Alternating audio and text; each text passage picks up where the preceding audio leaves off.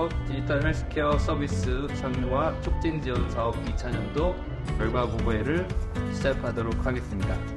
저는 오늘 사회를 맡은 한국 디지털 헬스 산업협회 원용태라고 합니다. 디지털 헬스케어 서비스 상용화 촉진 지원 사업 2차년도 결과 보고회 행사는 한국 디지털 헬스 산업협회가 주최하고 행사하는 것으로 디지털 헬스케어 산업 분야의 발전을 위해 협회와 업계가 함께 추진해온 디지털 헬스케어 서비스 상용화 사업에 대한 그간의 연구 및 사업 성과를 발표하고 공유하는 뜻깊은 자리입니다.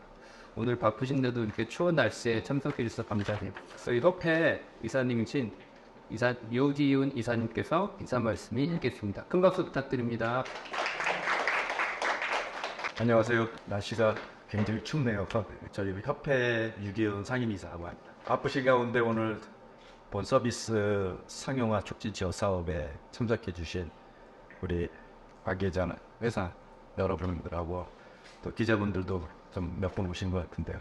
먼저 감사의 말씀을 드립니다. 본 사업은 산업부 정책 사업으로 국내 디지털 헬스 산업에서 기업 성장의 디딤돌을 놓기 위해 시장 기반과 제도적 기반을 조성하고 조기 성과 사례를 확보하는 게 목표입니다. 본 협회는 본 산업의 생태계 활성화와 시장 유출을 위한 기업 경쟁력 강화, 사업 성과 확산 등 크게 세 가지 추진 전략을 세워 지난해부터 본 사업을 추진하고 있습니다. 협회는 이종산업과 융복합하는 디지털 헬스 산업의 특성을 고려해 온라인과 오프라인에서 수요기업과 공급기업이 지속적으로 협업할 수 있는 매칭 플랫폼을 운영하고 유망 기업의 서비스 상용화를 위한 마중물을 주어 실증 레퍼런스는 물론 사회 경제적 가치를 확보할 수 있도록 본 사업을 통해 적극 지원하고 있습니다. 나아가 국내 유일의 디지털 헬스 산업 실태 조사를 비롯해 전문가 집단의 자문에 기반한 다양한 정책 연구로 디지털 헬스 산업의 제도적 기반 마련에도 주력하고 있습니다. 본 사업은 정부의 신성장 4.0 추진 전략 그리고 바이오 경제 2.0 추진 전략의 주 미션과 궤를 같이 하고 있습니다. 그러니까 투자 확대와 규제 개선 그리고 글로벌 진출이 화두인 지금 협회는 본 사업의 추진 전략 부문별 목표 사업들이 어느 하나 소홀함이 없이 유기적으로 운영되면서 규모면에서 점진적으로 확대될 수 있도록 사업의 계속성을 확보하는 데 최선의 노력을 다하겠습니다. 다시 한번 오늘 참석해 주신 여러분께 감사드리고요. 협회의 사업과 활동에 대한 여러분의 많은 관심과 성원을 부탁드립니다. 감사합니다. 먼저 저희가 성과 보고를 하기 전에 사업 경과 보고를 드리도록 하겠습니다. 저희 사업 경과 보고는 한국 디지털 헬스 산업협회 배민철 부단님께서 수고해 주시도록 하겠습니다. 큰 박수 부탁드립니다. 반갑습니다. 소개받은 협회 배민철입니다. 사업 경과 보고를 드리겠습니다. 경과 보고는 사업 간략한 사업 개요에 이어서 경과를 말씀드리고 차년도 사업 계획에 대해서 간략하게 말씀드리겠습니다. 먼저 이 디지털 스퀘어 서비스 상용화 촉진 지원 사업은 기업 중심의 개방의 혁신 비즈니스 환경을 조성하고 사업화 장애 요인들을 해소해서 대중소기업 간의 비즈니스 협력 체계를 구축하는 한편 지속 성장 가능한 산업 생태계를 육성하는 데 그 목적이 있습니다. 그래서 이런 기업 성장을 위한 디지털 환경을 구축을 하고요. 시장을 구축하고 시장 기반을 만들고 조기 성과 사례를 성공 사례를 확보하는 데 그 목표가 있습니다. 그래서 이 사업은 크게 세 가지 추진 전략, 인프라 구축, 산업 생태계를 활용할 수 있도록 지원하는 전략과 그다음 시장 진출 경쟁력 강화, 그다음 성과를 확산하는 크게 세 가지 추진 전략으로 진행이 되며 이러한 추진 방향에 보시듯이 이 세부적인 다양한 세부 사업들로 구성되어 운영하고 있습니다. 올해 목표는 이렇습니다. 각 추진 전략별로 보면은 인프라 구축 측면에서 저희가 수요 기업과 공급 기업 간의 온라인 마켓플레이스를 구축해 운영하고 있습니다. 이 부분에 대한 고도화 사업을 진행을 했고요. 시장 경쟁력 강화 부분에 있어서는 산업 기초 통계 자료가 될 수 있는 산업 실태 조사를 저희가 전년도에 이어서 올해도 진행을 했습니다. 그리고 기업 상용화된 서비스, 기개발된 제품과 서비스를 확보한 기업들을 선정해서 저희가 조기성과 프로그램으로 2개 기업을 선정해 지원했습니다. 그리고 오프라인에서 저희가 반기별로 매칭된 행사를 해서 수요 기업과 공급 기업들을 테마별로 현장 매칭 상담을 이어줬습니다. 그리고 성과학사 측면에서는 저희가 정책 자문단을 운영을 해서 정책 의제들을 도출을 해냈고요. 이 전체 사업에 대한 사업 성과 분석을 별도로 외부 기관을 선정해 운영했습니다. 세부 사업별 사업 수행 결과를 말씀드리겠습니다. 디지털 패스넷은 말씀드린 그 수요 기업과 공급 기업의 온라인 비즈니스 전용 매칭 플랫폼입니다. 저희가 올해 리브랜딩을 해서 기능과 로고를 새로 제작을 했고요. 전반적인 리뉴얼 작업을 진행했습니다. 3월에 저희가 시작을 해서 8월에 기능 고도화 작업을 마쳤고요. 디지털 패스넷의 기업들은 신청을 하게 되면 저희가 인증을 해서 회원 가입, 승인으로 가입하는 방식을 취하고 있습니다. 다음은 산업 실태 조사입니다. 저희가 6월 8일부터 19일까지 나라당국회 사업을 공보를 했고요. 27일 날 선정평가위원회를 구성을 해서 선정평가를 하고 수행 기업을 선명했습니다. 이후 7월 5일 날 착수보고회를 진행을 했고 사업 실태 조사를 진행을 하면서 3차례 자문위원회를 진행을 했습니다. 진행을 했고 저희가 10월 5일 날 중간 점검을 통해서 실태 조사를 위한 조사표와 표본 설계에 대한 방안을 점검을 했고요. 직접적인 조사는 10월 17일부터 11월 24일까지 진행을 했습니다. 그 중간에도 저희가 한 번 더 이행 사항을 점검을 했고 결과 보고는 연말쯤 나올 예정입니다. 다음 조기성과 프로그램입니다. 조기성과 프로그램은 저희가 사업 공고를 해서 신청 기업의 접수를 받았고요. 2월에 진행을 했습니다. 신청서에 대한 사전 검토 작업을 진행을 했고 2월 말에 선정평가위원회를 구성을 해서 선정 기업들을 최종 선정했습니다. 그래서 3월부터 기업들이 저희와 협약을 맺고 조기성과 프로그램에 따른 실증 사업을 수행을 했습니다. 그래서 10월 말까지 기업들이 진행을 했습니다. 매칭데이는 저희가 반기별로 진행을 하는데 5월 말에 보험과 VC와 기업 간의 매칭을 테마로 해서 3회 행사를 한 차례 진행을 했고요. 8월에 주한 룩셈부르크 대표부와 공동으로 주관을 해서 유럽 진출을 희망하는 기업을 대상으로 8월에 한 차례 더 특별한 매칭데이를 진행을 했습니다. 그리고 4월에 저희가 9월 15일 날 대한병원협회와 공동 주관해서 의료기관과의 매칭을 테마로 한 차례 진행을 했습니다. 정책 자문단 및 정책 세미나의 경우 저희가 3월 하순에 세미나를 먼저 진행을 해서 대외 환경과 그다음에 정부 정책 사업들에 대한 전반적인 사안들을 우선 점검을 했습니다. 이후 저희가 분야별 자문위원 추천을 받아 구성을 했고요. 9월에 구성을 했습니다. 그렇게 해서 10월 말에 1차 정책 자문 회의를 진행을 했고 11월 중순에 2차 정책 자문 회의를 진행을 해서 최종적으로 저희가 7대 정책 의제를 도출했습니다. 이에 대해서는 나중에 다시 한번 상세하게 좀 말씀을 드리겠습니다. 그리고 10월 말에 저희 사업 전체에 대한 평가할 수 있는 외부 기관을 선정을 해서 사업 전체에 대한 성과 분석을 했습니다. 저희 세부 사업에 대한 KPI들입니다. 지표들이 좀 상당히 많은데요. 저희가 전체적으로 목표한 KPI는 모두 달성을 했고 매칭데이 행사와 그다음 저희가 이런 산업 실태 조사에 있어서 저희가 애초에 목표했던 바를 초과 달성한 부분이 있습니다.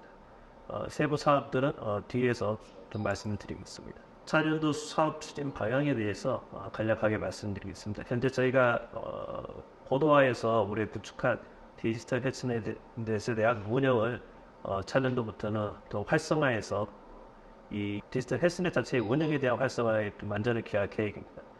그리고 저희가 전년에 이어서 계속 지속적으로 추진하고 있는 산업 실태 조사에 대한 국가 승인 통계 개발을 저희가 현재 지금 통계청에 신청한 상황입니다. 그 내년에는 국가 통계를 받을 수 있도록 저희가 추진해 나갈 상황이고 조기 성과 프로그램에 대해서는 저희가 현재 2개 기업을 지원하고 있는데 사업 예산이 아직 확정되진 국회 예산 심의가 아직 끝나지 않아서 예산이 확정되는 바를 살펴서 저희가 지원 기업을 확대할 방안을 강구하고 있습니다. 그리고 매칭데이는 저희가 이에 대한 기업들의 실질적인 호응도가 매우 높아서 저희가 내년에는 참여 기업의 규모를 확대하는 방안도 고민하고 있습니다. 일단 물론 예산이 어떻게 확보되는지를 좀 살펴서 진행해 봐야 될 부분일 것 같습니다. 그리고 저희 정책 자문단을 통한 정책 의제 선정 기능을 차년도에 더 강화해서 산업부와 각 연구기관들, 그다음에 정치권이나 다양한 부분에 저희 산업계에 필요한 부분 사안들을 적극적인 의견을 전달할 수 있도록 노력하고자 합니다. 경과 보고는 이상으로 마치겠습니다. 고맙습니다. 네, 사업 경과 보고를 마쳤고요. 지금부터 성과 보고에 대해서 발표를 하도록 하겠습니다. 다음 순서는 인프라 경쟁력 강화 부분의 디지털 헬스와 매칭데이에 대해서 한국 디지털 헬스 산업협회 원영태 팀장 제가 하도록 하겠습니다. 디지털 헬스넷과 헬스넷 리브랜딩과 수요 공급 간 매칭데이. 그리고 디지털 헬스넷 같은 경우는 온라인 매칭 플랫폼이고요. 매칭데이 같은 경우는 오프라인 매칭 플랫폼이라고 보시면 될 것 같습니다. 우선 다음과 같습니다. 먼저 디지털 헬스넷에 대해서 말씀을 드리겠습니다. 디지털 헬스넷 같은 경우는 한마디로 공급기업과 수요기업을 온라인에서 매칭시켜줄 수 있는 비즈니스 전용 플랫폼이라고 보시면 될 것 같습니다.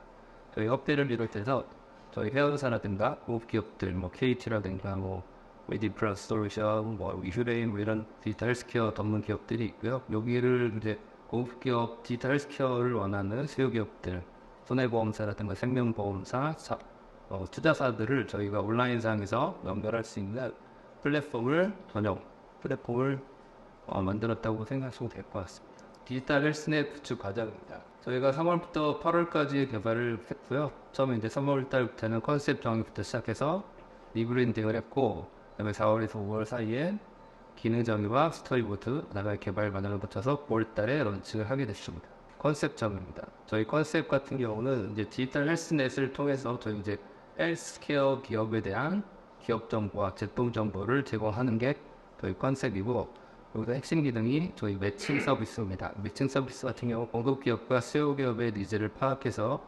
쉽게 서로 기업을 매칭할 수 있는 서비스를 저희가 만들어 보자. 그리고 커뮤니티 기능을 강화해 보자라는 게 저희 컨셉이었고, 저희 기업과 공급 기업과 수요 기업은 저희 협회에서 내부에서 인증을 거쳐가지고 회원 가입하도록 저희가 내부적으로 구축을 했습니다. 저희 리브랜딩 과정을 거쳤습니다. 작년 같은 경우 저희가 이제 마켓플레이스라는 이름으로 저희가 했었고요. 1차년도, 올해가 2차년도인데 2차년도 같은 경우는 저희가 디지털 헬스넷 엠블렘도 만들고 한글 로고, 기사 베리에이션 등을 저희가 만들어서 건강을 더하다, 기업을 더하다 이런 컨셉을 가지고 저희가 리브랜딩을 했습니다. 기능들 같은 경우는 저희가 크게 세 가지로 필러 서비스를 개발해야겠다. 그리고 사용자 편의성을 향상시키고 관리자 편의성을 향상시키자는 그런 걸로 저희가 리뉴얼을 적용했고, 그거에 맞춰서 스토리보드를 저희가 만들었습니다.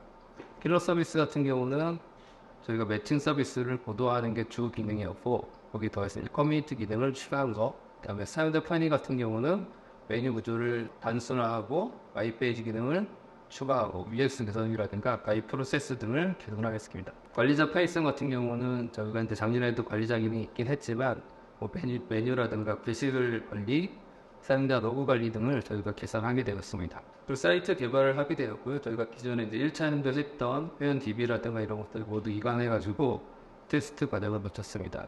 그래서 저희가 9월 달에 웹 버전과 모바일 버전, 관리자 페이지 등을 저희가 론칭을 하게 됐고, 관리자 페이지 같은 경우는 저희가 협회 사이트랑 디지털 헬스넷 사이트를 통합하면서 관리할 수 있도록 개선을 하게 됐습니다. 핵심 기능을 세 가지 말씀드릴 텐데요. 핵심 기능 첫 번째는 온라인 매칭 서비스입니다.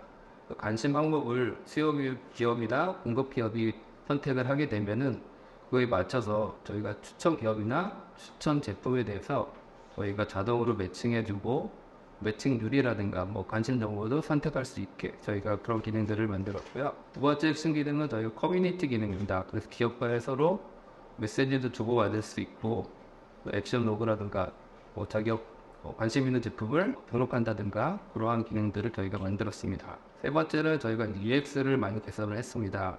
작년에 1차년도다 보니까 기본적인 기능들을 많이 만들었는데, 우리 2차년도 같은 경우는 왼쪽에 검색 기능이라든가 제품 분류, 그 다음에 제품 소개 페이지 같은 경우를 저희가 좀 보기 쉽게 가독성 높게 저희가 아이콘도 이쁘게 만들어서 저희가 개선을 하게 됐습니다. 저희가 운영 현황 같은 경우는 저희가 1차 연도에는 100개 기업이 등록이 됐었고요. 올해는 52개 기업을 추가해가지고 현재 152개사가 등록되어 있습니다.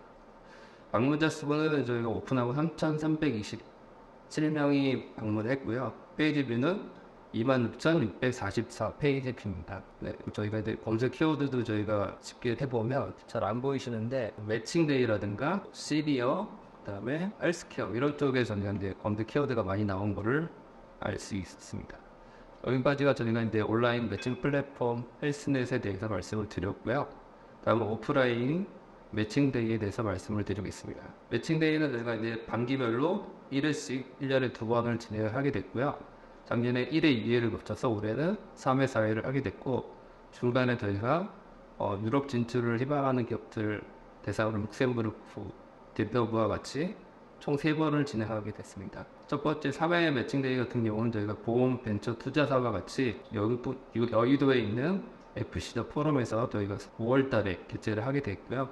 총 10개 기업, 디지털 헬스케어 전문 기업 10개사를 저희가 엄선해가지고 저희가 그 발표도 하고 그다음에 매칭도 하게 됐습니다. 매칭 같은 경우는 생명사라든가 손해보험사, 투자사랑 같이 저희가 총 41건을 매칭하게 됐고요.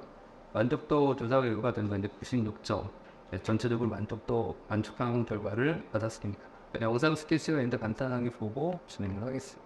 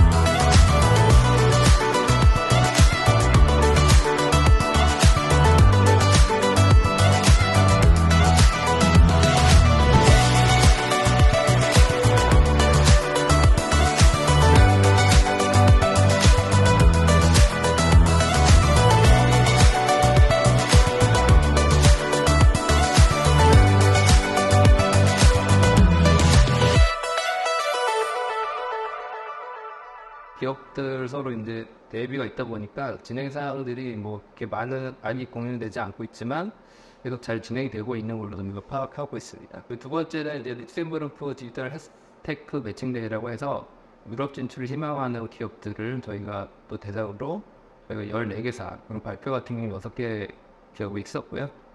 그거는 저희가 이제 8월 달에 우리 보건산업혁신 창업센터에서 진행을 했었습니다. 마찬가지로 이때도 매칭을 저희가 했었고, 우리 같은 경우는 이제 유럽 진출 희망하는 경우에 어떻게 진출해야 되는지 그런 것들, 그다음에 뭐 이런 기업들이 지원 여부라든가 이런 부분들에 대해서 질의가 많이 있었고요. 오른쪽 같은 경우는 당연히 이제 네트워킹 하는 모습이고, 왼쪽 같은 경우는 그 전날에 비윈도라는 디지털 스퀘어 기업에 방문해서 같이 제품 시연도 하고 유럽 진출에 대해서 같이 상담도 진행했었습니다. 다음은 4회 매칭데이입니다. 4회 매칭데이는 3회 매칭데이와 마찬가지로 저희가 이제 9월 달에 진행을 했었고요. 4회 매칭데이 같은 경우는 병원협회와 같이 포엑스에서 저희가 진행을 했었습니다. 거기 나와 계신 뭐 미라벨 소프트나 마이더버에서도 많이 참석을 해주셨고요. 마찬가지로 매칭 건수가 있었고, 이때는 3회 대회보다는 저희가 조금 매칭 건수나 참석자는 적으셨는데요. 그날 이제 병원협회에서 같은 날 같은 장소에서 행사를 하다 보니까 조금 3회보다는 4회가 조금 차별화나 그날 좀 적지 않았나 그런 생각이 들고요. 간단하게 영상을 보도록 하겠습니다.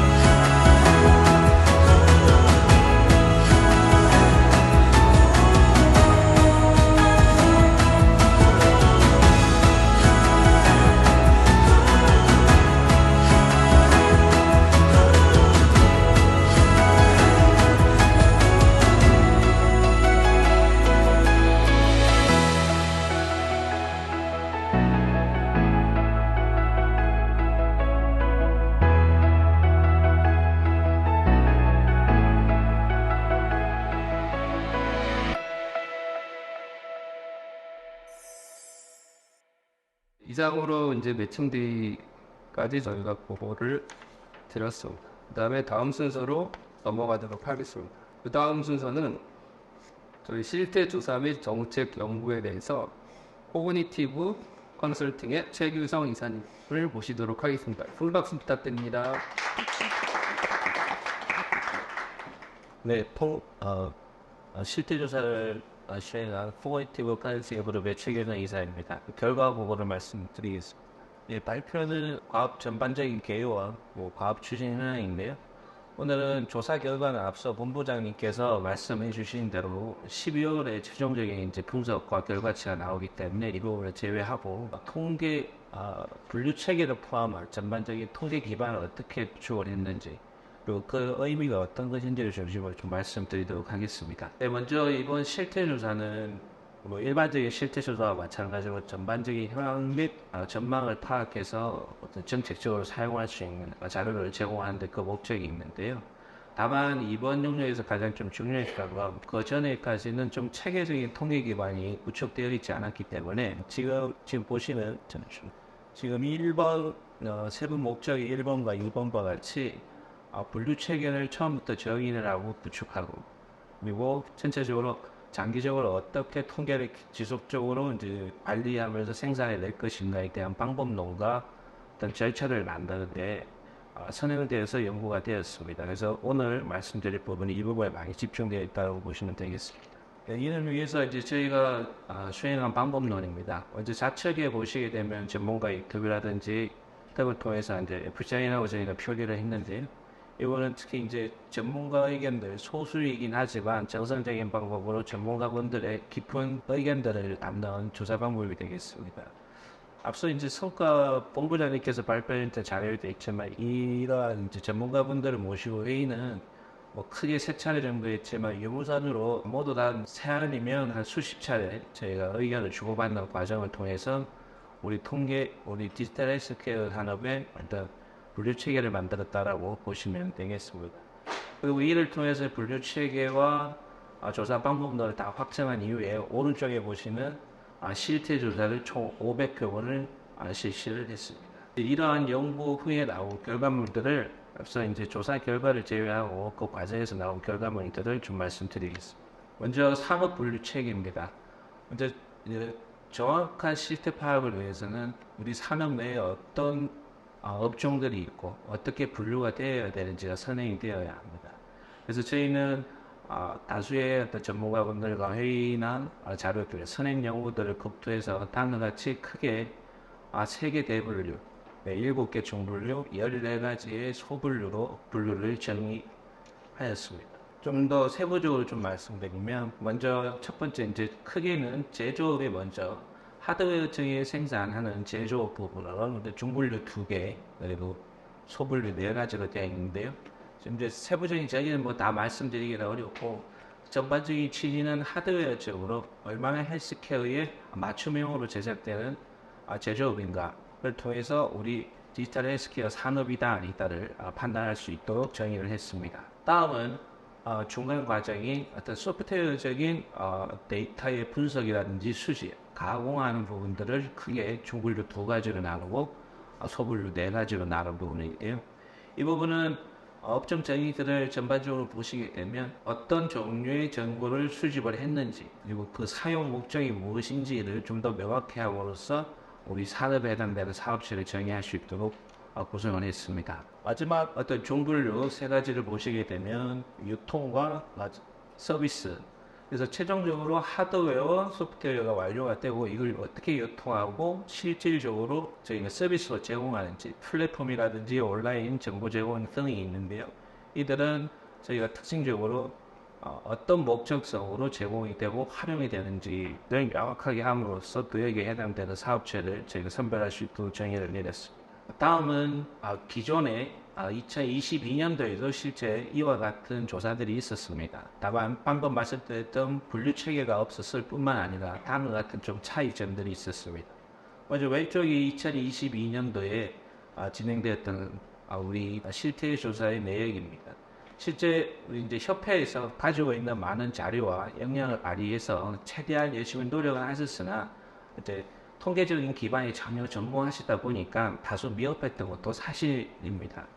그래서 디지털 헬스케어 산업이 조사 대상을 그전에는 해당 연도에 어떤 매출이 있는 기업만 조사를 한다든지 또한 조사 모집단, 2번째 보시면 조사 모집단도 우리가 구할 수 있는 또는 인터넷에서 검색해서 구할 수 있는 업체들만 조사를 한다든지 이렇게 해서 대외적인 공신력을 갖기에는 다소 한계가 있는 부분들이 있었습니다. 따라서 저희는 오른쪽에 보시는 바와 같이 이제 통계청에서 전국의 사업체를 모두 조사한 결과를 기반으로 거기에서 모집단 리스트를 가져와서 우리 디지털 헬스케어 산업에 해당되는 사업체들을 체계적으로 찾아내서 최종적인 모집단으로 활용하는 그런 체계를 좀 밟았습니다. 그래서 방금 말씀드린 부분을 조금 디테일하게 말씀드리면 먼저 전국 사업체 조사 명부라는 게 있습니다. 통계청에서 제공하는 건데 방금 제일 처음에 저희가 분류 체계를 말씀드렸는데 거기에 해당되는 사업체 약 한 38만 개 정도를 저희가 수집을 했습니다. 그 이후에 저희가 키워드나 그들의 사업 세부적인 내역이 무엇인지를 확인해서 1차로 36만 개 정도 사업체를 제외를 하게 됐습니다. 그래서 정비 대상 리스트로 모집단 1차 예비 모집단을 약 12,000개 정도를 저희가 다시 선별을 했고요. 이어서 전화를 직접 해서 그 업체가 디지털 헬스케어 산업인지 아닌지를 확인 이후에 최종적으로 저희가 약 4,072개로 디지털 헬스케어 산업의 총 모집단을 확정을 했습니다. 지금 보시는 내역이 각 분류별로 그다음 규모별로 이번에 저희가 구축한 조사 모집단의 세부 내역이 되겠습니다. 또한 이러한 총 4,000여 개의 조사 모집단에서 500개 조사, 500개 사업체를 표본을 추출해서 실태 조사를 수행한 내역이 되겠습니다. 다만 저희 10인, 20인, 50인에서 보시게 되면 좀 진한 부분은 해당 층에는 몇 개 사업체가 없기 때문에 전수조사를 실시를 했고요. 약 저희가 봤을 때 50인 이상은 전체 모집단의 한 8% 정도밖에 아직 안 돼서 또 이제 또 한편으로는 지금은 아직은 대기업으로 성장한 업체는 없지만 또 향후에 성장 가능성이 충분히 많은 사업체들도 많다라고 또 판단될 수 있겠습니다. 전체 조사 내용은 전반적인 사업체 정보를 기본적으로 받고요. 종사자 현황, 운영 현황, 수출액 현황, 투자 유치 및 정부의 지원사 현황 등 약간 특성화된 문항들도 포함을 해서 진행을 했습니다. 다음으로 이제 지금 말씀드렸던 부분은 저희가 이번 연구에서 사실 이제 도출해낸 주요 내역들을 말씀드렸고요. 그간에 추진된 결과를 좀 더 간단하게 말씀드리고 향후 계획을 말씀드리고 마치도록 하겠습니다.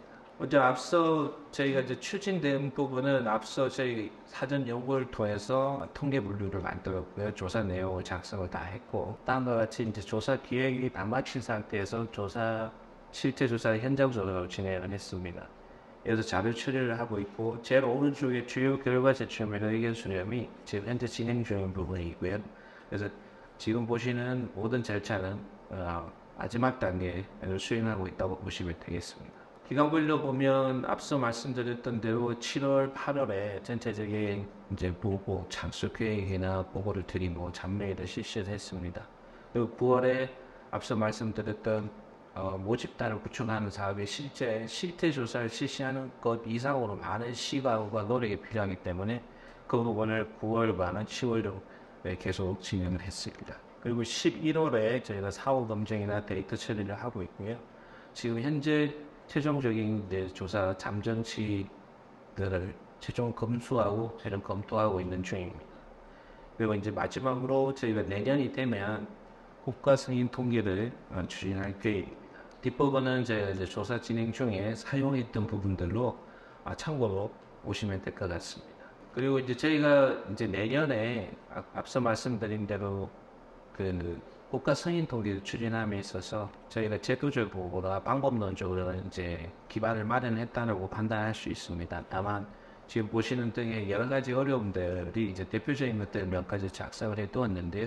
이 부분에 저희가 발표에 이 표를 꼭 넣고 싶었던 게 혹시 이제 관계자분들께서 보시게 되면 내년 실태를 좀 더 적극적으로 좀 참여해 주십사 하는 바람에서 넣었고요. 그리고 지금 이 부분으로 다시 돌아온 부분은 마지막 의의를 좀 말씀드리기 위함입니다. 2024년도에 국가 승인 통계를 추진하게 되는데 국가 승인 통계와 우리가 자체적으로 작성하는 통계는 큰 차이가 있습니다. 그래서 자체적인 통계는 통계청이라든지 기타 유관기관들에서 자료를 충분히 활용할 수가 없는 부분이 상당히 많이 있습니다. 또한 대외적으로 공표를 했을 때도 대외적인 그 신뢰도를 의심받거나 또 여러 가지로 설명해야 될 자체가 매우 까다로울 수밖에 없습니다. 그렇기 때문에 또한 산자부라든지 우리 협회에서 그 정책 기반에 활용하는데도 약간 한계점이 있고요. 다만 국가성립 통계가 되었을 때는 통계청에서 일단 보정이 되고 또 주기별로 품질 진단을 거쳐서 대외적으로 신뢰도를 인정받고 있다는 부분이기 때문에 향후 우리 디지털 헬스케어 산업의 어떤 정책 개발이라든지 다양한 활용처에 활용하는데 더욱더 그 큰 힘이 되고 공신력을 좀 갖추는 데 도움이 될 것이라고 판단이 됩니다. 이상으로 저희가 이번 조사가 원년이라고 의미 있게 수행한 내용을 좀 말씀 올렸습니다. 감사합니다. 지금 저희 협회에서는 유가 승인 통계 이 부분을 굉장히 중요하게 생각하고 내년에도 저희가 또 집중적으로 집중할 계획이고요.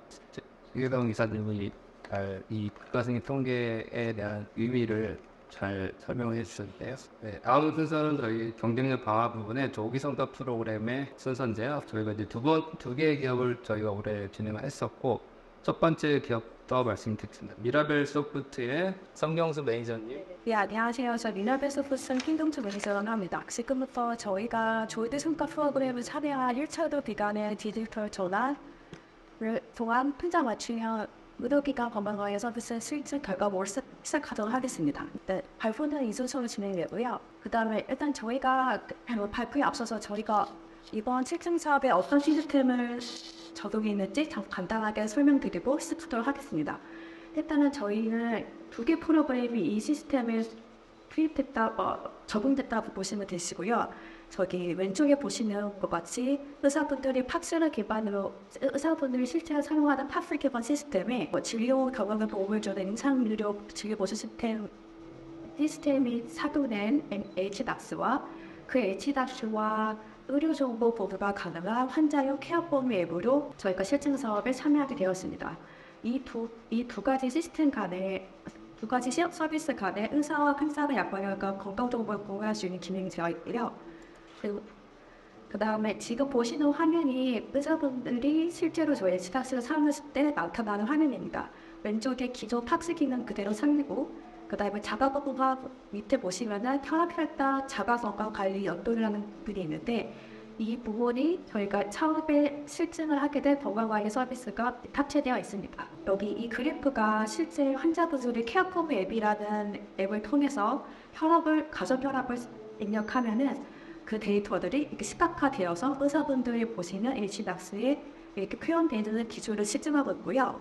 이 외에도 프로포폴 관리나 업종교육 관리나 다른 여러 가지 경영 서비스를 도와줄 수 있는 서비스를 탑재하고 있습니다. 그리고 저희 HDAX 큰 특징이 HDAX끼리는 의료정보 공유가 가능하기 때문에 환자분들 동의하에 A병원에서 B병원으로 의료정보 공유가 가능합니다. 네, 저희가 실시한 의료기관 건강관리 서비스 실증은 저희 HDAX의 여러 가지 건강관리 서비스 중에 혈압관리 서비스만을 실증하는 사업을 벌였습니다. 저희 실증 사업을 통해서 그 1차 의료기관과 환자의 디지털 헬스 레퍼런스를 형성하고 디지털 전환을 통한 진료환경 개선을 목표로 했습니다. 일단은 그렇게 하기 위해서는 1차 의료기관에서 실제 1차 의료기관 50곳을 선정하고 이 50곳에서 내원하시는 환자분들 500명을 선정해서 본 사업을 실시했습니다. 일단은 1차 의료기관 50곳에 저희 HDAX를 구축하고 업데이트하고 교육을 시켜드리고요. 그 다음에 환자분들 500명 분들한테는 케어폼 웨이파고 연동이 가능한 혈압기 500개를 드려서 그 환자분들이 직접 이렇게 케어폼 앱을 사용하시고 그 다음에 의료진들의 건강관리 서비스를 받는 사업을 실증을 실시했습니다. 사업 수행은 저희 미라벨 소프트와 미라벨 소프트에서 파견한 케어포진 에이스터 의료기관 환자분들이 같이 참여하는 구조가 되어 있고요. 지금 사업 추진 신청은 나와 같습니다. 저희 계획 대비 추진 신청 총괄편인데 이게 실질적으로는 사업 내용이자 성과 지표입니다. 첫 번째로는 저희가 실증 목표인 1차 의료기관 55가 고혈압 환자 500명을 참여하는 곳을 다 달성을 했고요. 그 다음에 1차 의료기관 디지털 전환이라는 이란 지표는 1차 의료기관 디지털 전환이라는 지표와 디지털 일처러스 탕탕이라는 지표는 저희가 뒤에 가서 더 자세히 설명드리도록 하겠습니다. 그리고 저희가 4가지 보호소가 다 작성했고 저 추가 성과로 저희 보호 실증 사업의 확장판인 임상 버전판인 보건복지부 비대면 의료 서비스 활성화 기술 실증 연구 개발에 저희가 주범기관으로 선정되어서 지금 사업을 진행하고 있고요. 그 다음에 재외국민을 대상으로 한 비대면 의료 상담 서비스도 이번에 저희가 기대현대버스에 통과해서 사업을 준비하고 있습니다. 그다음 세부 사업표 추진 내용입니다. 저희가 실증 기간 동안에 실증 사전 준비로 약 2달 정도 소요되었는데요. 사업 홍보를 위한 저희가 준비라든지 그 다음에 저희 HDAX를 사용하고 있는 약 500개 치료기관 중에서 어떤 병원한테 선정을 할지 아주 논의하는 시간과 그 다음에 각종 서식 자료를 준비하는데 이렇게 사전 준비가 걸렸습니다.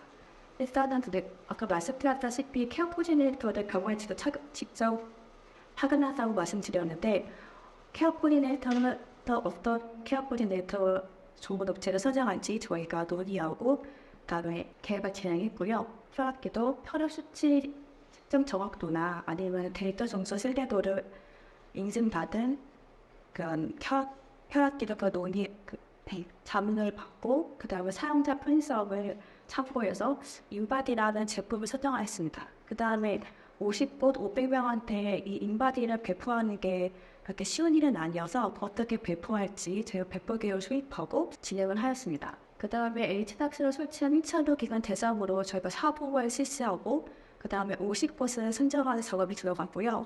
그 다음에 50곳을 선정한다고 저희가 바로 사업을 시작할 수 있는 게 아니라 이 50곳에 직접 저희가 다 일일이 방문을 드려서 HDAX 저희가 사업에 참여할 수 있도록 그 다음에 HDAX를 업데이트하고 교육을 시켜드리고 하는 작업을 진행했는데 병원 특성상 진료 시간이라는 것이 있기 때문에 접수 시간밖에 이 사업을 수행할 수 없었습니다. 그래서 저희가 다소 시간이 걸렸고요. 그렇기 때문에 실증 사업에 참여했을 때는 30개 기간을 먼저 시작하고 그 다음 20개 기간은 차차 실증을 시작하면서 점차적으로 저희가 선정을 하게 되었습니다. 네, 그 다음에 저희가 실증 사업 준비만큼 공헌되는 게 케어 코디네이터 분들 교육이었는데 선발된 케어 코디네이터를 대상으로 저희가 에이전시에서 섭외한 상담 간호사와 그 다음에 미라벨 소프트 사업생팀이 모두 참여하게 되었습니다. 케어 코디네이터 분들을 하루 동안 병원 응대는 어떻게 해야 될지, 그 다음에 제품 설명은 어떻게 해야 될지, 그 다음에 동의서는 어떻게 봐야 될지 저희가 다 일일이 교육을 시켜드렸고요. 그 다음에 50개 기관에서 다 모두 이렇게 일정을 맞추는 게 쉽지 않기 때문에 50개 참여병원과 소통을 하면서 8건 일정을 조율했습니다. 일단 기본적으로는 병원 한 군데에 1차 병원 한 군데에 케어 코디네이터 한 명이 파견돼서 하루 동안 이렇게 지원하는 것을 약간 기본 원칙으로 했고요. 병원에서 원할 경우 2번 정도는 저희가 지원하게 되었습니다. 네. 그다음 이렇게 교육받는 케어 코디네이터 분들을 참여하는 병원에 파견을 해드리면 그 케어 코디네이터 분들은 여기 실증 사업에 참여하고 싶은 환자들에게 케어폼 앱을 깔아드리고 그 다음에 어떻게 사용하는 것인지 그다음 가정혈압이 왜 중요한지를 다 알려드리고요. 그다음 필요시에는 그 의료진분들한테 그 HDAX나 케어폼 앱에 대해서 다시 이렇게 기술 교육을 해드리고 필요한 때는 저희 CS 팀분들한테 요청하도록 진행을 하였습니다. 그러면 저희가 이번 추가적인 저희 사업 내부인데요. 아까 말씀드렸다시피 저희가 직접 병원에 방문해서 설명드리기에는 너무 시간이 촉박하기 때문에 온오프라인으로 교육을 진행하였습니다. 교육 내용은 HDAX를 통한 환자 관리 교육 방법과 베스트 케이스를 이렇게 안내하는 방법이었는데 저희가 교육을 진행하면서 자연스럽게 HDAX의 편리성이나 음수성이나 그다음에 여러 가지 서비스를 홍보하는 기회로 잡았습니다. 그 다음에 저희 타겟과가 내과인데 내과와 관계가 깊은 위대장 내시경 학회에 참여해서 저희 제품을 홍보했고요. 그 다음에 의사 커뮤니티 메디게이트라는 곳이 있는데 여기는 의사분들만 가입해서 활용할 수 있는 되게 좀 유명한 사이트입니다. 이쪽에서 저희 제품을 이렇게 홍보하는 배너를 설치해서 본격적으로 사업화를 하게 되었습니다. 그다음에 저희가 중간중간 이렇게 참여 의료진 분들한테 중간 보고를 실시해서 참여 동료를 했고요. 그다음에 저희가 사업 수행 성과물을 더 관리를 했는데 대표적으로 저희는 참여 의료진과 환자분들 대상으로 하는 모바일 전문에 약간 좀 더 집중을 하게 되었습니다. 조사 대상은 실증 사업에 참여한 환자 50분, 환자 500분인데 저희 설문은 의사 21분, 그 다음에 환자 50분이 저희 설문을 응해주셨습니다. 여기 자세한 내용은 뒤에 다시 설명드리도록 하겠습니다. 사업의 성과입니다. 일단 저희는 실증 사업 목표를 다 초과 달성을 했는데요. 저희가 목표로는 1차 의료기관 50건, 그 다음에 고령 환자 500명인데 저희가 50건 모두 다 달성을 했고 환자는 무려 2.5배인 1,322명이 참여해 주셨습니다. 여기 참여 환자 수 3,098명이 있는데 이 뜻은 저희가 원래는 고혈압 환자만 이렇게 참여도록 계획을 잡았는데 고혈압 환자뿐만 아니라 당뇨병 환자분이시라든지 일반 환자분들도 이 사업에 참여하게 되어서 실질적으로는 3,000명 가까이 새로운 환자분들이 저희 케어콤비 앱을 가입해 주시고 LC닥스를 통해서 건강관리를 시작하게 되었습니다. 그 다음에 저희가 1차 의료기관의 디지털 전환이라는 지표가 있는데 저희는 이 디지털 전환을 오프라인을 통해서 진료를 보시고 환자를 관리하시는 의사분들이 디지털 헬스케어를 통해서 환자를 관리하시는 것을 디지털 전환이라고 보고 이 지표를 만들었는데요. 저희 LC닥스가 MD 팍스 기능을 전제로 한다고 말씀드렸는데 LC닥스를 깐다고 해서 저희가 핸드폰이 아니라 저희가 어떤 제품을 사용하더라도 모든 서비스를 다 이용하는 게 아닌 것과 같이 LC닥스를 깔았다고 해서 LC닥스에 탑재되어 있는 모든 건강관리 서비스를 사용하시는 게 아니었습니다. 처음에는 실증 사업 전에는 19곳만 저희 건강관리 서비스를 이용하셨는데 실증 사업 후에는 음식국 모두 혈압관리 서비스를 이용하게 되시고 그다음에 환자분들을 디지털 헬스케어 서비스를 통해서 관리하게 되었습니다. 그 지표 중에 하나가 DAU라는 지표가 저희한테 활성화가 되었는데 실증 사업 전에는 DAU가 1,646명이 있었는데 실증 사업 후에는 1,854명으로 12% 정도 증가가 되었습니다. 그래서 저희는 본 사업을 통해서 의료진 분들도 이제 디지털 케어 서비스를 통해서 만성질환 관리 환자분들을 돌보는 거에 대해서 좀 더 이렇게 체감하시고 체득했다고 판단되고 있습니다. 그 다음에 디지털 리터러시 향상과 그다음에 사업 만족도를 위해서 의사분들하고 환자분들 대상으로 저희가 설문을 진행을 했는데요.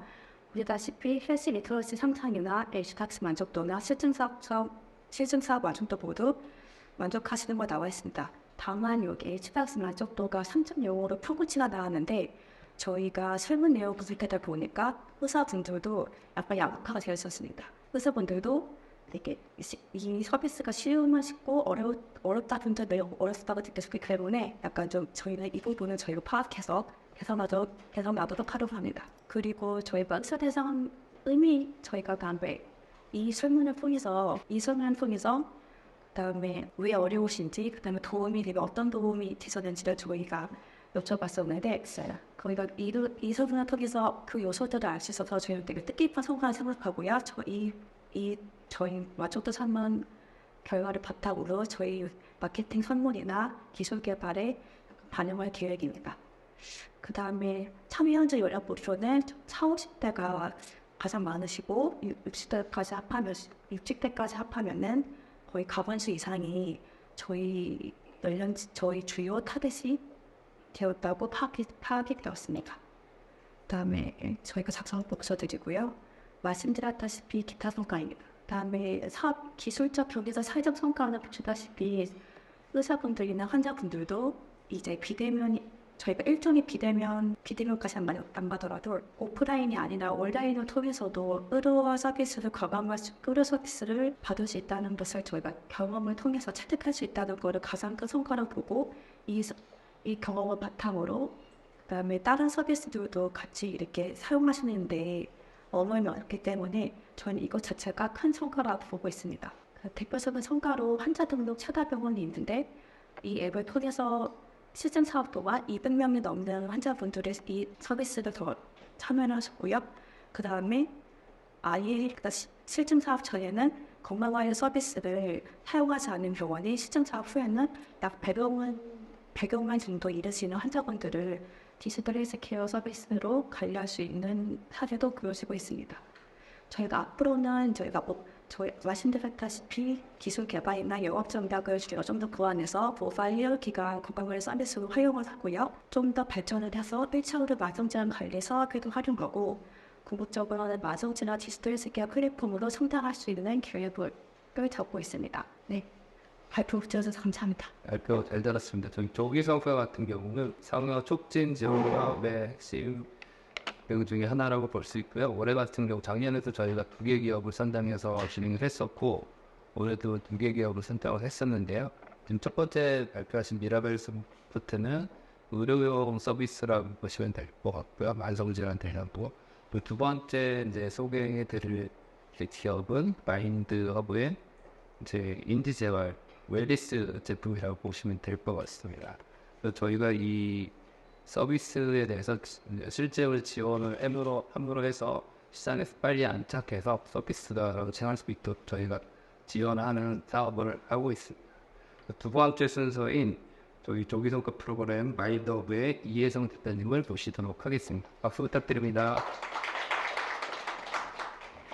조기성과 프로그램 상용화 촉진 지원 사업 진행하게 된 마인드허브의 이혜성이라고 합니다. 저희 회사는 인지재활 프로그램을 통해 지역사회의 고령 인구가 인지 능력이 개선되는 효과를 실증하고 실제로 지역사회에서 사업적으로 판매할 수 있는 그 성과들을 실제로 확인하는 그런 기회가 되었습니다. 가장 먼저 저희 사업에 대한 성과부터 요약하여 말씀드리겠습니다. 저희는 실증 기반을 확보하고 그리고 저희 사업의 성과를 알리기 위한 전시회에 총 3곳에 참여하기로 목표를 잡았는데 그 달성한 것은 이제 13곳을 실제로 홍보할 수 있었고요. 두 번째로는 이제 시장 진입을 위해서 실증에 참여하기 위한 경도 치매 그리고 경도 인지 장애 대상자를 100명 모집하는 것이 목표였는데 143명으로 효과 달성하게 되었습니다. 저희가 기존에 병원에서 주로 이러한 인지치료 서비스들이 이루어지고 있는데 그것들이 지역 사회로 전파될 때 사용될 수 있는 기관으로는 주야간보호센터 그리고 정부에서 운영하고 있는 치매안심센터 그리고 저희 이제 노인 인구는 아니지만 이제 아동 발달센터 쪽으로도 실제로 이렇게 저희 홍보를 통해서 사용하게 된 기관들을 좀 확보할 수 있었고요. 저희 인력 고용으로는 이제 R&D 연구 인력과 사업 기획 인력을 신규로 채용하게 되었습니다. 저희 성과 공유에 앞서서 저희 제품에 대해서 간단하게 좀 설명드리고자 합니다. 기존에 그 경도 인지 장애나 치매, 뇌졸중과 같은 고령자분들이 뇌질환 환자인데요. 이 뇌질환 환자분들은 기본적으로 인지 장애라고 하는 장애를 동반하게 되어 있습니다. 그 인지 장애를 치료하기 위해서는 현재는 주로 병원 위주로 치료를 받을 수가 있는데 그때 받을 수 있는 치료가 바로 전산화 인지 재활 치료입니다. 오른쪽 화면에서 보시는 것처럼 그 환자를 치료할 때 치료 중재 서비스를 제공할 때 치료사가 전산화 인지 재활 프로그램을 사용하고 있습니다. 지금 보시는 것이 저희가 병원용으로 개발해서 납품하고 있는 전산화 인지 재활 프로그램입니다. 이런 전산화 인지 재활 프로그램을 사용해서 치료하는 전산화 인지 재활 치료는 이미 2006년에 그 법정 인정 기급여로 등재된 치료 행위로서 굉장히 안전하고 효과적인 치료입니다. 다만 지금 보시는 것처럼 뇌질환 환자분들이 일일이 이제 병원에 방문하기가 쉽지가 않고 그리고 비용이 평균적으로 한 4만 원 정도 발생하는 그런 고가의 치료입니다. 그러다 보니까 이것들을 좀 지역 사회로 옮기고자 하는 강한 니즈들은 많이 있는 그런 치료였습니다. 근데 이 치료 행위를 지역 사회로 옮기기 위해서 한 가지 넘어야 될 허들이 있었는데요.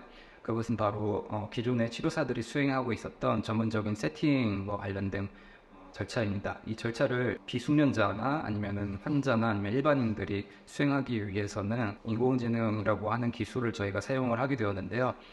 인공지능이 대체하게 된 이 기술은 이제 훈련자에게 적합한 훈련의 종류들을 선택하고 선택된 훈련 종류에 알맞은 난이도를 선택하여 환자가 약 30분 정도 훈련을 이 치료를 수행하는 동안에 적절한 난이도를 제공하는 그 역할을 치료사가 했던 것을 이제 인공지능이 대체하는 그런 기술을 필요로 하게 됩니다. 그래서 저희가 기존에 병원에 공급했던 저희 서비스를 가지고 클라우드 기반으로 저희가 서비스를 배포하게 되었고, 거기서 확보된 데이터를 가지고 보시는 것처럼 앞서서 제가 말씀드렸던 과정을 대체할 수 있는 그런 인공지능 모델을 개발했고 자동화에 성공했습니다. 그래서 이 서비스를 가지고 지역 사회에서 활용이 가능한지를 저희가 실증하게 되었습니다. 그래서 저희 서비스 이름은 제니퍼브이고요.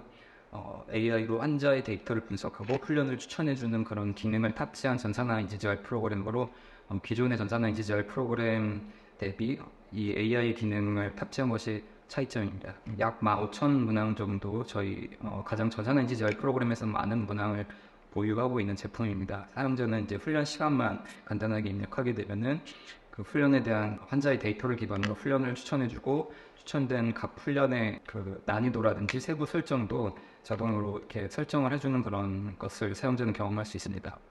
그래서 훈련을 수행하는 행위입니다. 앞서서 말씀드렸던 뇌질환 환자는 우리나라의 이제 고령 환자 기준으로 약 335만 명 정도가 있고요. 지금 2023년 기준으로는 고령화가 계속 진행되고 있기 때문에 이 환자 수는 약 10%에서 20% 정도 늘어나고 있습니다.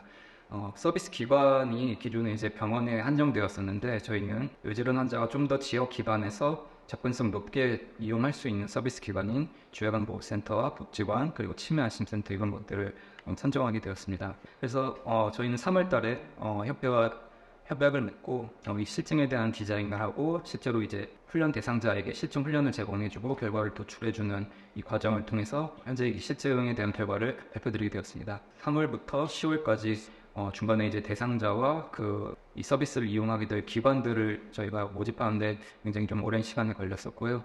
실제로 이제 한 6월부터 7월부터 본격적으로 중재를 시작할 수 있었습니다.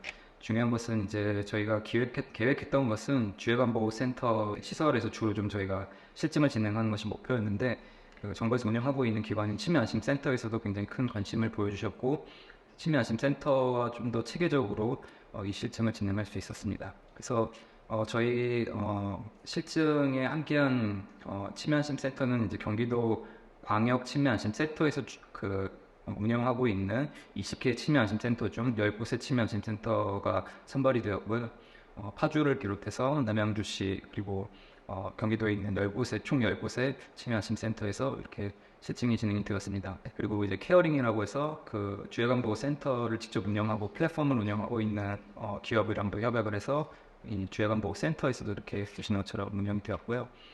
사업의 효과성으로는 아까 말씀드렸던 총 143명의 대상자들 중에 이제 치매안심센터, 데이케어 센터에 각각 78명, 65명의 대상자들을 대상으로 이 실증을 진행했는데, 보시는 것처럼 굉장히 긍정적인 지표들을 확인할 수가 있었습니다. 그래서 저희 서비스에서 측정하고 있는 마커로서 난이도라든지 아니면은 정답률 그리고 반응 시간과 같은 프리 시간과 같은 이러한 소요되는 시간들을 측정했을 때 평균적으로 약 18% 정도 향상되는 것을 확인할 수가 있었습니다. 그 외에도 저희가 만족도와 관련해서 중재를 했던 기관과 대상자를 대상으로 진행을 했었는데요. 서비스에 대한 만족도는 거의 90%에 가까이 만족도는 매우 만족을 평가해 주셨고요. 그리고 스스로 느끼는 이제 인지 능력의 긍정적인 변화도 굉장히 좀 중요한 주관적인 척도인데, 이 부분도 약 71%가 만족 내지는 매우 만족으로 표현해 주셨습니다. 저희 사업이 올해는 이제 그 센터나 이런 실증 기관에서 이루어졌다면은 본격적으로는 그 실증 기관에서 이용한 이용자들이 가정에서 서비스를 다운받고 이제 실증 기관뿐만이 아니라 이제 가정에서도 이 서비스를 이용하는 형태로 점차 확산이 되는데요. 그때 중요한 게 이 가정에서 이제 훈련할 수 있는 의향이 있는지에 대해서 굉장히 좀 중요했는데 약 40% 정도가 만족하는 것으로 평가되었습니다. 그래서 전반적으로 이렇게 훈련을 마치고 실증을 마치고 효과성에 대한 만족도를 조사하게 되었고요. 저희 총 13곳의 그 병원을 비롯한 이러한 기관들 그리고 의사들 그리고 치료사들이 이제 방문하는 그런 주요 학회나 전시회에 참가하게 되었고, 이 실적들을 계속적으로 좀 홍보할 수가 있었습니다. 네, 마지막입니다. 그래서 결론은 기존에 이 인지치료를 수행한 기관이 병원에 병원으로 이제 제한되어 있었던 기존의 전산화 인지재활 치료 시장을 저희는 이번 실증 사업을 통해서 AI 기반의 인지재활을 통해 지역 시설의 인지재활로도 충분히 확장 가능하다는 것을 검증하게 되었습니다. 그래서 보시는 것처럼 이제 병원을 비롯해서 주야간보호센터나 복지관 치매안심센터에서도 이러한 서비스를 이용하고 실제로 사용자들이 인지 능력이 개선되는 것을 확인할 수가 있었고요. 의미 있었던 것은 이제 저희가 치매안심센터에서 자체적으로도 그 MMS라고 해서 간이정신 검사 도구를 사용해서 인지 능력을 좀 측정을 했습니다. 그래서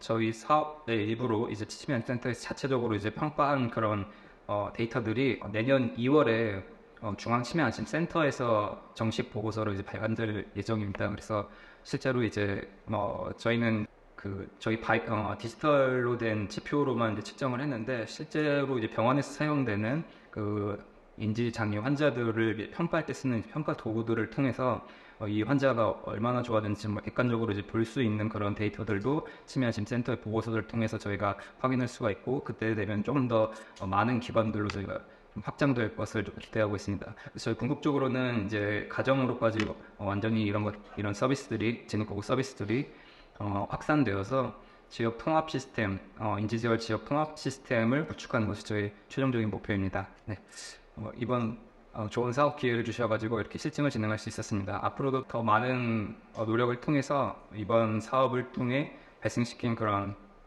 결과들을 널리 홍보하고 좋은 성과들을 내도록 하겠습니다. 경청해 주셔서 감사합니다. 네, 조기 성과 두 번째 기업 마인드업 이혜성 대표님 말씀 잘 들었습니다. 마지막 순서입니다. 성과 보고 마지막 순서 정책 자문단 및 성과 분석 평가에 대해서 배민철 부장님이 발표해 주도록 하겠습니다. 박수 부탁드립니다.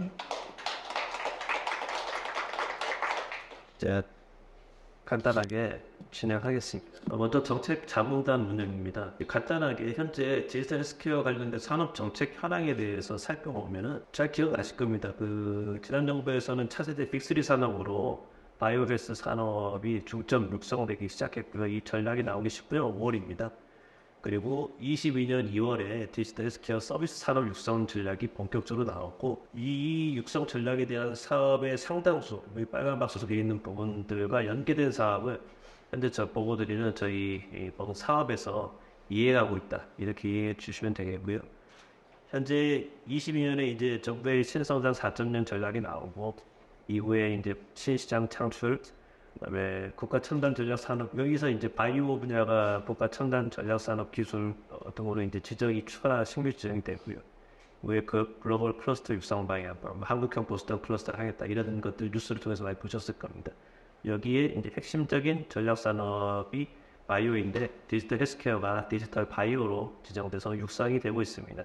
그리고 산업부가 올해 7월에 바이오 경제 2.0 추진 전략을 내놨는데요. 그 전략이 오른쪽에 보시는 내용이고 10대 미션이 있는데 그 10대 미션 중에 하나가 디지털 헬스 신규 서비스 50건을 상용화하는 게 있습니다. 이에 대한 미션을 저희 협회가 부여받은 상황이고 저희가 지금 진행하고 있는 조기성과 프로그램이 직결되어 있다. 이렇게 이해해 주시면 되겠습니다. 그 정책 자문단 운영은 저희가 정책 세미나를 올해 3월에 진행을 하고요. 이후에 전문가와 산업계 의견 수렴을 통한 다양한 주제 발굴을 지속적으로 진행하고 있는 겁니다. 그리고 정보 주제 간담회와 학회 등을 통해서 의견을 취합을 했는데 저희가 한 연간 이러한 자리가 한 15회 이상 정부와 학회를 통해서 진행이 되고 있고 여기서도 의견을 저희가 취합하고 의견도 제시를 하고 피드백을 받고 있습니다. 이렇게 나온 내용들을 취합해서 전략적인 시사점과 키워드를 도출을 해냈고요. 후보 의제를 설정을 했습니다. 그래서 정책 자문단 구성을 해서 자문위원들과 회의를 두 차례 진행을 해서 최종적인 정책 의제를 설정이 됐습니다. 자문단은 이렇게 구성이 되어 있고요. 병원, 의료, 법조, 투자, 기업 다양하게 구성되어 있는 대부분 이제 정부에도 많이 자문들 하시고 훌륭하신 분들로 구성을 했습니다. 그렇게 해서 나온 것이 7가지 정책 의제입니다. 아젠다를 크게 보면은 비대면 의료에 관한 내용, 하나는 에이징 인 플레이스면은 이거는 이제 살던 곳에서 느꼈다는 이제 이야기인데 웰니스 시장에 대한 활성화입니다. 하나는 제도성 시장으로 디지털 헬스케어를 활성화하는 부분. 나머지 하나는 데이터를 유통하고 거래를 촉진하는 부분. 그다음 데이터를 잘 쓰기 위해서 국제기구와 협력을 강화하는 부분. 디지털스퀘어 분야의 산업 투자 확대를 위한 레버리지 전략. 그리고 마지막으로는 법제화입니다. 세부적인 내용을 보면은 제가 간략하게만 말씀을 드리겠습니다. 뭐 기자분들 계시는데 이후에 기자간담회에서 추가적으로 좀 상세하게 나눌 수 있으면 좋겠고요. 비대면 재정립을 위한 원격 의료 대전화는 크게 지금 현재 비대면 진료 시범 사업이 정부에서 진행을 하고 있습니다. 이 원격 의료 부분을 재정의를 해서 지금 현재 국내 원격 의료가 의사 간의 원격 진료에만 한정돼 있습니다. 그래서 사실 원격 의료는 포괄적인 범위가 크기 때문에 원격 상담, 진료, 원격 모니터링 이러한 다양한 모험들을 포괄할 수 있도록 의료법을 개정을 하자라는 이야기. 그리고 원격 의료 인식 개선을 위한 용어 제정이고 이 원격 의료라는 말은 안 쓰고 지금 현재 이제 비대면 의료, 비대면 진료라는 비대면이라는 말을 쓰는데 비대면이 사실 그 온라인 대면입니다. 근데 마치 의료진을 대면하지 않는 듯한 좀 왜곡된 용어가 좀 왜곡된 인식이 있어서 이런 부분을 좀 해소하는 필요가 있겠다라는 의견도 있어서 용어에 대한 재정이 또 필요하다 이런 이야기이고요. 그다음에 에이징 인플레이스를 위한 웰니스 시장 활성화는 현재 비의료기관의 건강관리 서비스 가이드라인이 나와 있는데 일거주입니다. 그러니까 포지티브하게 할 수 있는 것만 나와 있고 할 수 있는 거와 할 수도 못하게 하는 것들이 막 복합되어 있어서 기업들이 다양한 서비스를 만들어내는데 에러를 겪고 있고 좀 혼란스러워하고 있습니다. 그래서 전면적인 포괄주의 규제로 전환을 하자는 내용. 이번만이 아니라 이게 지속적으로 제기되어 왔던 내용이고요. 정부도 잘 인식하고 있습니다. 이러한 건의. 그리고 시니어 서비스, 시니어와 장애 관련된 디지털 스퀘어 서비스에 혁신적인 바우처를 도입하자는 의견. 기업에서 많이 나오고 있습니다. 그리고 장기 요양보험 쪽에 현재 이제 요양시설 쪽이나 이런 데 가보면은 디지털 기술이 제대로 시설에 적용돼 있지 않고 매우 좀 낙후되어 있는 수준인데 실질적인 기술 수준은 높은데 요양시설이라든지 이런 장기 요양보험 시장에서 제대로 활용되지 못하고 있다. 원격의료 같은 것들은 장기 요양보험에서 적극 활용하면 이런 비대면적인 원격 솔루션과 같은 현재 서비스들이 다양하게 적용될 수 있겠다. 이런 의견들입니다. 그 제도성 시장은 기업 이제 건강검진이라든지 퇴직연금이라든지 이러한 것들이 이제 정부에서 약간 의무화하듯이 제도적인 시장으로 만들어져서 많이 커졌는데 디지털 스퀘어도 그럴 필요가 있겠다. 그런 얘기고요. 그래서 현재 EAP나 이제 기업 지원 프로그램입니다. 기존에 이제 정식 상담 해주는 직원들에게 임직원 지원 프로그램인데 디지털 헬스케어 기술의 발달로 EAP 서비스가 매우 발달했습니다. 그래서 정부나 지자체, 공공기관들이 이런 디지털 스퀘어 EAP뿐만이 아니라 다양한 서비스들을 시범사업에서 선금에서 도입하는 것이 좋겠다라는 이러한 니즈가 매우 높습니다. 산업. 그 이야기고요. 서비스나 제품 개발 기업보다는 훌륭한 우수기업들, 우리 지원 사업에 참여하신 마인드오브라든지 미라벨 소프트 같은 훌륭한 기업들이 기업의 우수기업 인증을 주자. 미국에도 프리서티어와 비슷한 개념이라고 보시면 되겠습니다. 그런 도입. 건강치사기업 인증제가 있는데 인증을 해줘도 인증기업들이 꽤 있습니다. 다양한 산업 분야 보고. 하지만 인증에 따른 지원책은 기업 홍보 수준에서 크게 벗어나지 않기 때문에 이를 활성화시킬 수 있도록 디지털 스퀘어를 기업 치사기업 인증제와 좀 연계를 해서 다 같이 활성화시키자. 얘네들 복지화 해놓은 인증제인데 같이 활성화 방안 차원에서 연계해서 할 수 있겠다. 이런 의견이고요. 헬스 데이터 유통 거래는 이제 가장 이슈입니다. 이제 관심도 가장 크고요. 현재 이제 과학적 연구 목적으로 보건의료 데이터 같은 경우 감염 처리에서 쓸 수 있도록 하고 있지만은 이 과학적 연구의 범위에 대해서 아직 좀 불명확한 게 있어서 논란들이 있습니다. 그래서 포괄적 동의를 도입을 하자라는 의견이 학계뿐만이 아니라 기업들한테서도 나오고 있고요. 독일 같은 경우는 교육부에서 뭐 대학병원에 한해서 이렇게 운영을 한다고도 합니다. 그리고 지금 현재 데이터 활용에 대해서 이제 보상 체계를 갖추는 부분이 중요한데 실질적으로 보상 체계를 어떻게 갖출지에 대한 구체적인 논의는 국가적 차원에서 아직 없습니다. 그래서 아이디어 차원에서 저희가 내놓은 것은 의료 데이터를 활용하고 거래에 따라서 성과물이 나오면 이 성과물에 따른 파생수익의 일부를 활용을 해서 민간 협력 기금을 만들고 이 기금을 가지고 보상 체계에 쓰자라는 의견입니다. 기반 기술들이 R&D적인 부분이고요. 데이터를 활용할 수 있는 뭐 데이터 거래소라든지 이러한 부분에 대한 연구 기술 개발이 필요할 걸로 여기고 현재 이제 정부도 이러한 R&D를 추진하고 있는 것으로 알고 있습니다. 그리고 보건의료 데이터 활용 가이드라인이 현재 이제 있지만은 추후 개정될 필요성이 있을 때는 비전형 데이터들, 이미지와 같은 것들 이런 데에 대한 감염 처리 기준이 아직 불명확하기 때문에 이에 대한 기준을 세울 필요가 있겠다. 생성형 AI라든지 초보드 AI와 같은 것들이 잘 결합할 수 있는 DB를 구축하자라는 전반적인 의견을 저희가 취합을 해서 제언을 드리고자 합니다. 그리고 데이터 동등성 확보를 위한 국제교류 협력 활성화는 국내 데이터가 이제 시계열적으로도 잘 구축이 돼 있고 해서 이러한 강점을 절대 삼아서 해외 유수 기관과 데이터 교류 협력에 좀 활용해보자라는 의견이고요. 해외 유망 스타트업에 데이터를 제공을 하되 지분을 확보를 해서 이제 한국인 데이터를 오히려 외국 기업들이 스타트업들이 잘 쓰도록 해서 우리 국내인 데이터를 활용한 제품들이 해외에서 다수 나오도록 유도하고 그에 따른 한국인 데이터 바탕에 빌드를 선도해보자라는 의견도 있습니다. 아이디어처럼 국내 소프트웨어 의료기기 인허가가 이제 해외 나가면 다시 인정받아야 되는데 정부 간 협력이라든지 지금 디지털 통상 협정 같은 케이스에 양자 당사 간에 좀 구축해 돼 있는 게 있어서 그런 부분들을 활용해서 국내 허가가 해외에서도 어느 정도 많이 좀 인정되는 부분이 폭이 넓어질 수 있도록 해보자라는 그런 의견도 있습니다.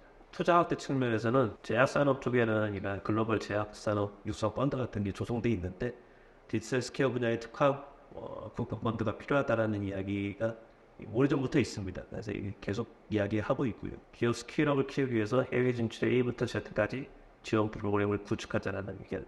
그리고 이것은 요즘 이제 보험사의 계열 헬스케어 자회사들이 있는데 이 회사들 같은 케이스는 보험 계열사들이기 때문에 보험법에서는 할 수 있지만은 예를 들면 그 금융지주회사법 같은 데에 걸려서 사업을 확대해 나가는 것, 예를 들면 그 밑에 회사 하나 더 만든다든가 지배구조 측면에서 좀 어려운 부분이 있는 것으로 알고 있습니다. 이러한 부분을 좀 개선하자. 일종의 금사분리 규제 개선 완화가 건데 그런 이야기. 마지막으로는 지금 디지털 스퀘어법이 복지위에서도 많이 논의되고 있고 산자위에서도 나와 있는데 기업의 스케일업을 위한 산업법으로 나와야 하나 현재 나와 있는 법안은 규제법으로 갈 우려가 좀 있다.